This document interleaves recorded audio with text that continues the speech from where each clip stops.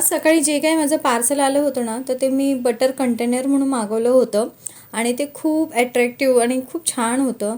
पण नंतर कळलं की हे असं अलगद ठेवण्यासारखे आणि असं मला तर पॉसिबल नाही होणार, कारण की कधीही कुठे काही दुर्घटना होऊ चला तर ना, आज मी तुमच्यावर एक स्टोरी शेअर करते. मला ती खूप आवडली होती, मी कुठेतरी वाचली होती आणि मग मला ती तुमच्यावर शेअर करावी वाटली, कारण की ती स्टोरी आपल्या सगळ्या स्त्रियांची आहे आणि आपण त्या सगळ्या स्त्रिया तशा बनल्याच पाहिजे असं मला वाटतं. तर चला तर स्टोरी बघूया आपण. तर एक स्त्री आहे जी स्वतःवर खूप प्रेम करते. स्वतःला ती क्वीन समजते आणि ती स्वतःला क्वीन समजते ना, त्यामुळे तिच्या आजूबाजूचे लोकसुद्धा तिला क्वीन समजतात आणि ते तिला तसंच ट्रीट करतात.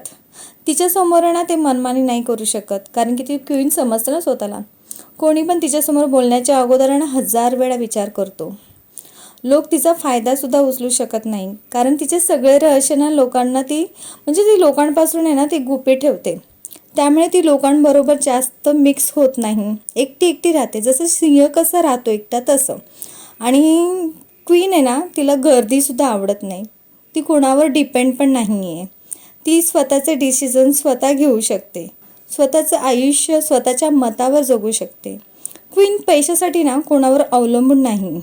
ती स्वतःची ओळख स्वतःच्या मेहनतीने बनवते. दुसऱ्यांकडून अपेक्षा करत नाही, ती स्वतःकडून अपेक्षा करते आणि स्वतःची अपेक्षा ती स्वतःच पूर्ण करते. मान्य केलं आपल्याकडे पैसा नाही आहे, बरोबर ना? मान्य करूया आपल्याकडे पैसा नाही आहे, पण स्वतःवर विश्वास तर ठेवू शकतो ना. आपल्या प्रगतीच्या यशाच्या मागे एवढं लागा, जितकं जमेल तेवढं लागा आणि तेवढाच कॉन्फिडन्स राहा. जेव्हा आपण आहे ना सुरुवात करतो ना, तेव्हा आपण शून्य असतो, पण मेहनतीने आपल्या लकने ते सगळं पॉसिबल होऊ शकतं. आणि आता तुमची बारी आहे. तुमचीच काय, माझीसुद्धा बारी आहे. So keep your self as a queen. तर या गोष्टीतून आहे तुम्हाला काय बोध मिळाला नाही हे नक्की मला कमेंट करून सांगा. तर ही स्टोरी अशी होती. तर ही स्टोरी ऐकून आहे ना, माझ्या जो काही कॉन्फिडन्स ऑलरेडी तर माझ्यात आहे बऱ्यापैकी, पण जो काही कॉन्फिडन्स लेवल वाढला ना, तर काय सांगू शकत नाही. आणि मी तर सुरुवात केली आहे. तुम्ही केली का? आणि जर नाही केली असेल तर हा व्हिडिओ बघून नक्कीच करा. आणि जेव्हा तुमचं कॉन्फिडन्स लेवल कमी व्हायला लागला ना, की नक्कीच हा माझा व्हिडिओ नक्की बघा. कारण की मी सुद्धा तेच करणार आहे. जिथे मी हे ऐकलं आहे किंवा वाचलं आहे ना, मी सुद्धा माझा कॉन्फिडन्स लेवल जर जेव्हा कमी व्हायला लागला ना, म्हणजे कधी कमी होतं आपला, जेव्हा यश कमी होतं. चला तर इथेच व्हिडिओ थांबवते. बाय. हाय, हॅलो, नमस्कार. तर मी आहे प्राची. एव्हरीडे क्वीनमध्ये तुमच्या सगळ्यांचं स्वागत आहे. आणि ॲक्च्युली मला तुमच्याशी बोलावं असं वाटलं काही गोष्टींच्यावरती.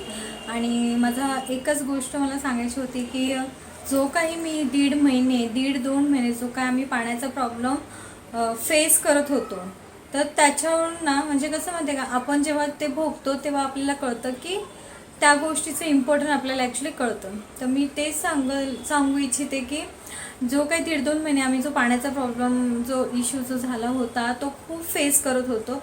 खूप म्हणजे एक तर काय की इथे टाके लावलेलं नसल्यामुळे 24 तास पाणी असल्यामुळे टाके लावल्या नव्हत्या. आणि मग जे काही पाणी येत होतं ते भरून ठेवण्यासाठी पण मग म्हणजे आम्हाला सुचलंच नाही की कसं, म्हणजे ते कशात पाणी भरायचं. तर तुम्ही तर बघितलं असं माझ्या व्हिडिओजमध्ये की अक्षरशः मी ग्लास कपपासून ते छोटे छोटे पातेल्यांपासून एवढा पसारा असं भरून ठेवायची.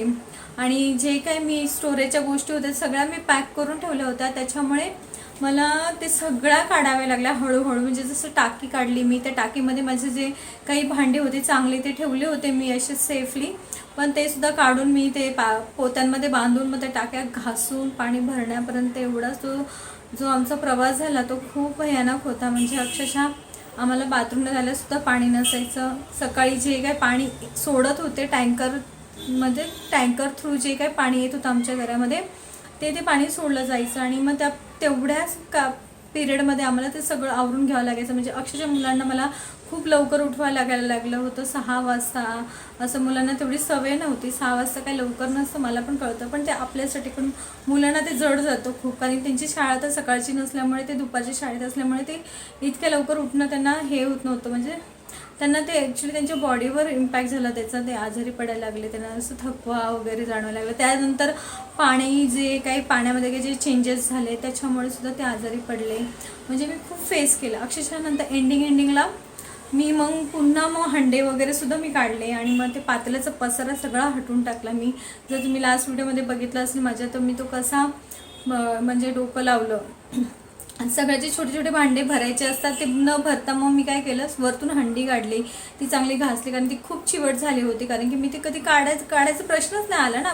पातेले मी बांधून ठेवले, सॉरी हंडी जी बांधून ठेवली होती मी पोत्यांमध्ये, त्यामुळे ती कधी काढायचा विचारच नाही आला. म्हणून ते खूप घाण झालं होतं आणि ते पण घासायला मला इतका त्रास झाला, म्हणजे खूप मला त्याला मेहनत द्यावी लागली, तेव्हा ते जाऊन ते चांगले निघाले. त्याच्यानंतर मग काय झालं आणि हे केलं आणि अचानक आम्हाला आमचं बाथरूममध्ये पाणी त्यांनी म्हणजे चालू केलं, फ्लश चालू केला, त्याच्यामुळे तो प्रॉब्लेम सॉल्व्ह झाला.